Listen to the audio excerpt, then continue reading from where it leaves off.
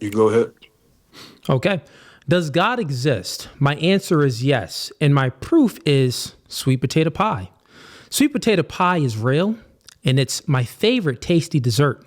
Sweet potato pie presupposes the existence of a baker and the necessary conditions of sweet potato pie, which is, in this case, we can call ingredients, consist of mashed sweet potatoes, white or brown sugar, butter, eggs, evaporated milk, cinnamon, and vanilla extract. Now, the baker puts all of these ingredients together with precise measurements, giving it uniformity and purpose, creating a scrumptious, delicious sweet potato pie.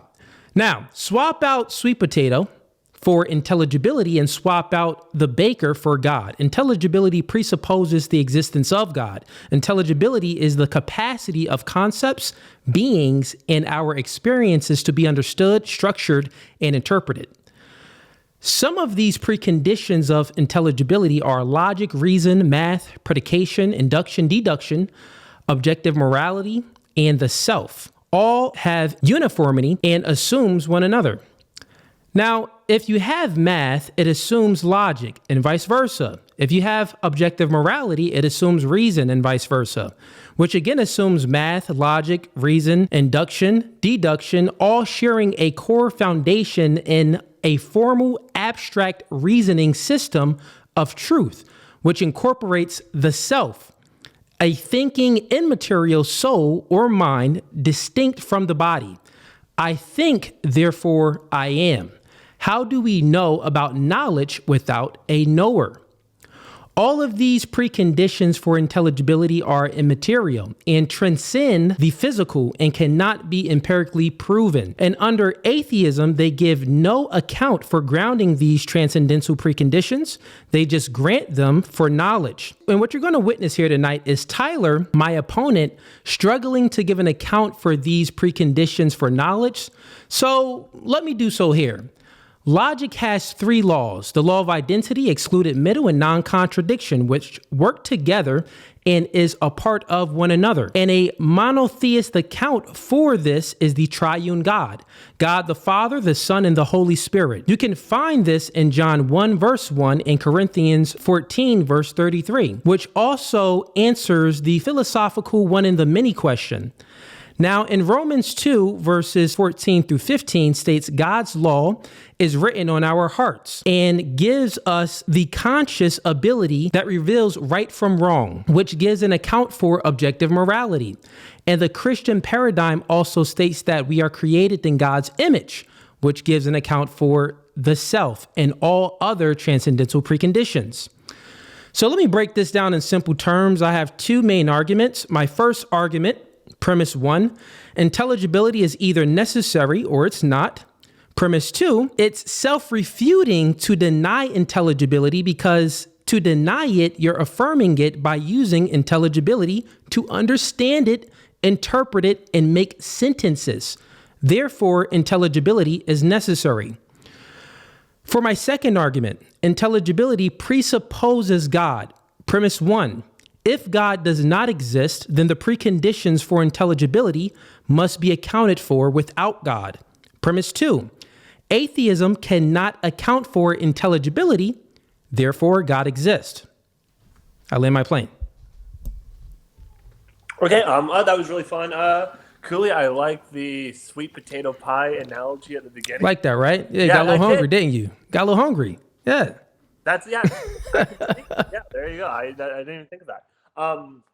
No, so I guess most of my argument is just going to be kind of like diffusing the intelligibility argument. Firstly, I think that there's like an underlying assumption that essentially that things have to be intelligible, therefore, like God exists. That is a massive assumption. It could be the fact that we have no idea what's going on. Right? So I don't know. Like the answer can just be complete agnosticism.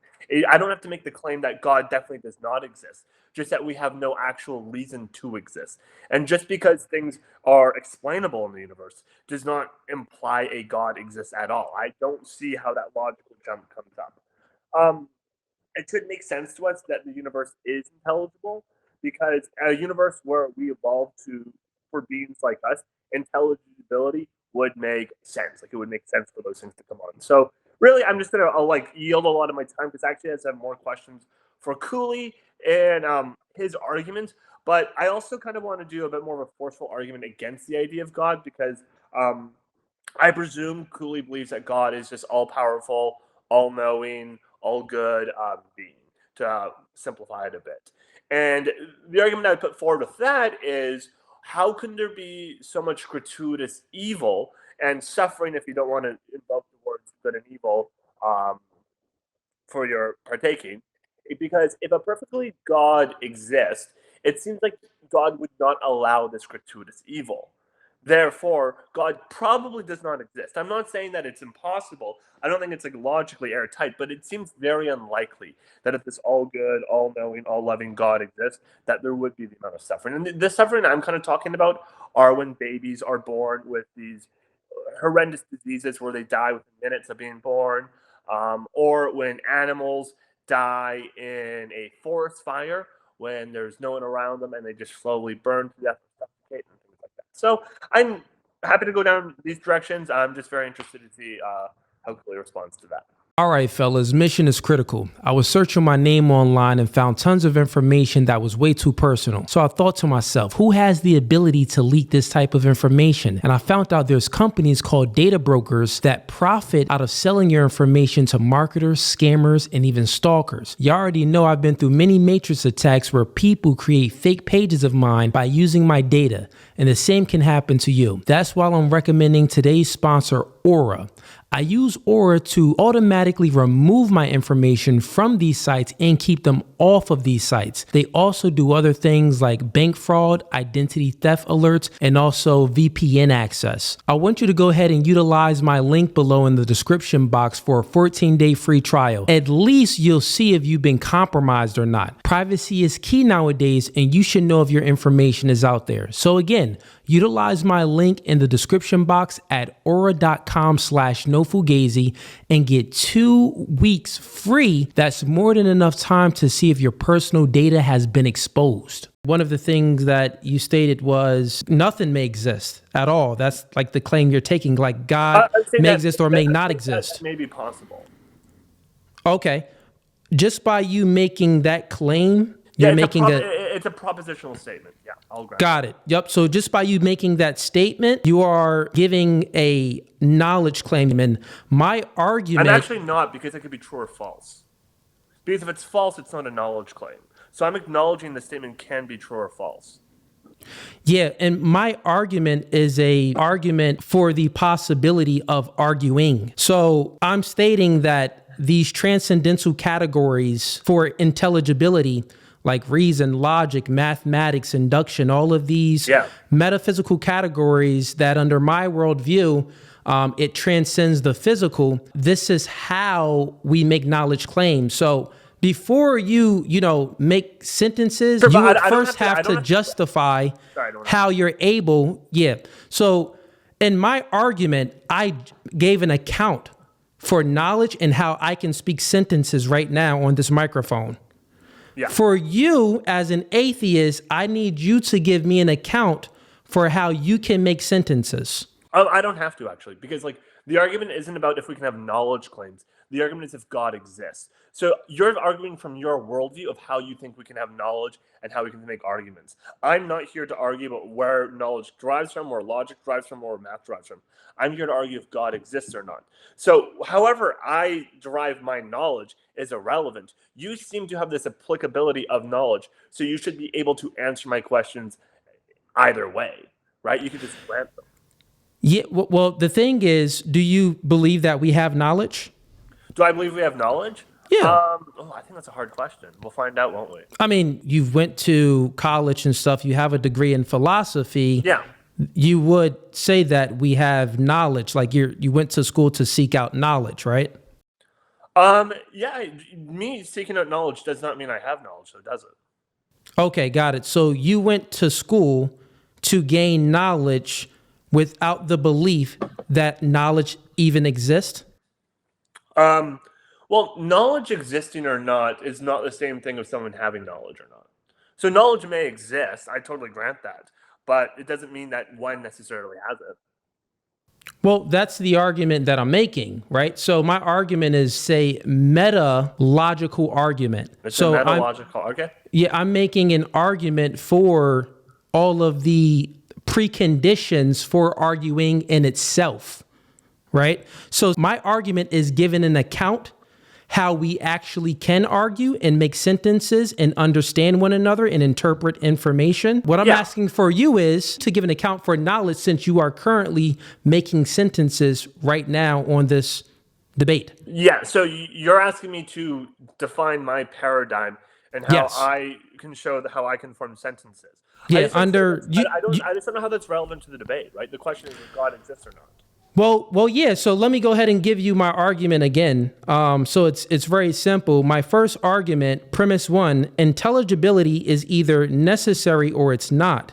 Premise 2, it's self-refuting to deny intelligibility, because to deny intelligibility, you're affirming intelligibility because you actually understand me and interpret it, which therefore it proves that intelligibility is necessary. Okay, are you okay if I take a quick step back quickly and kind of have like a meta-analysis of what I think's happened in the debate so far? Sure, go ahead. Yeah, of course. So I think what you're attempting to do here is you're saying, like, look, I can find how I get things like reason, intelligibility, math, logic, because I presuppose God.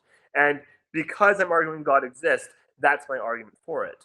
I'm taking the position that at least I'm not sure if God exists, right? At the very least, it's agnostic. Maybe it's atheist, maybe it's agnosticism, therefore that. But how can I make any arguments if I can't give you an answer of where things like math, logic, language, reason come from, right? Well, that's a different question, right? Asking like where logic or reason or things can come from can actually be very difficult and tricky philosophical questions for theists and atheists, right? This is not like a one-way issue, and that's a different conversation than whether God exists or not. From under my paradigm, that don't put me under your paradigm. It's hard for you to give an account for that. I gave my account for the transcendental categories. I said it's hard for for theists, like in a general sense.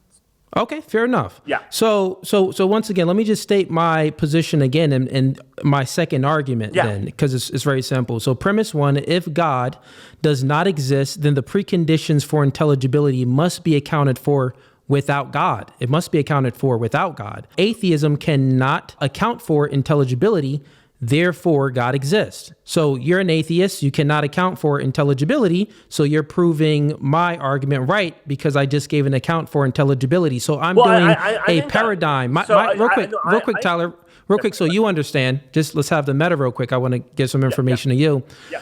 This is the tag argument for God, the transcendental argument for proving God. And it's comparing paradigms.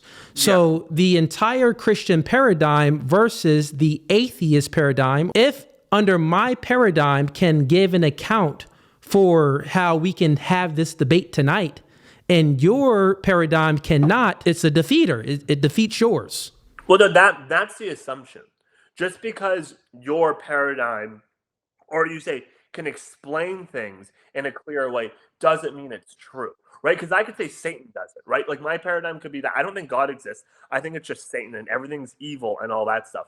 But I still get the power from Satan, and Satan gives us the same transcendental categories such as reason, logic, math, all these things. And then it becomes equal. So in your worldview, Satan being the all-powerful one is just as likely as God being all-powerful. Well, it doesn't become equal because you have over 2,000 years of historical evidence that gives accounts for Jesus Christ and things like that? You would have to give an account for Satan. We would need some evidence. Do you think Satan exists? We would need, real quick, we would need some evidence for your paradigm. So under my paradigm, I fully broke it down and I laid it out for you, and I gave accounts for the non-physical things. I justified all of the transcendental categories and how they all have uniformity under the Christian paradigm. Yeah. So my question to you is that, let's just be honest here. You say that you don't know if knowledge exists or if we have knowledge? I don't know if we have knowledge necessarily. Or I'm saying that your argument, an objection to it can be agnosticism. But no, what I'm saying though is that like I don't know why you're denying the satanic worldview, the paradigm. Well, because now you're bringing in Jesus, which is different. So why don't well, we look, the objection isn't agnosticism, right? Because under my worldview, I can still give an account for all the things that agnosticism, atheism, and all of these other worldviews cannot give an account for. Yeah, but I can give an account for them under the satanic worldview. Okay, so for the sake of the debate, you're going to make up a worldview on spot to try to justify the transcendental categories because you can't justify it under your own worldview. So if you like that clip and you want to watch more, click right here. But if you want to watch the full episode, click right here.